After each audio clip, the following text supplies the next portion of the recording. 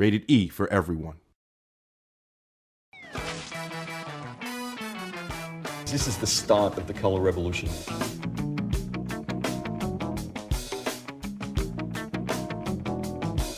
If you can imagine this world very much like our own, which has been taken over by a sinister corporation that has drained all the life, the energy, the fun out of the world. Every person that lives in Chroma City is trapped inside this mean metal shell, and while they're in that metal shell, their sadness just boils out of them, and this is where the ink comes from. And ink is this toxic substance that pollutes the world and makes it grey. And the whole game starts when Blob wakes up in a tree and he looks down and he goes, oh my god, I've got to do something about this.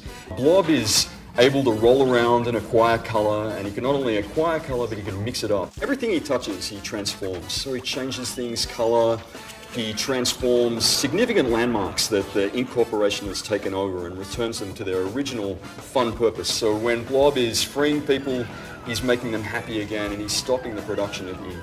And then he hangs out with these colourful revolutionaries who are called the Colour Underground, and they are the last surviving members of the resistance movement that is fighting against the Ink Corporation. Each level plays out very differently. So if you imagine as the Blob is moving through the main story of the game, he is first an unknown force. He's attacking the Ink Corporation in a variety of places and sending a message that the resistance has started and that revolution is coming. And as the game gets progressively harder and deeper into later levels, you find places where you're shutting down ink production facilities, ink harvesting facilities, you're doing jailbreaks, and eventually your main goal is to drive the Ink Corporation from Chroma City.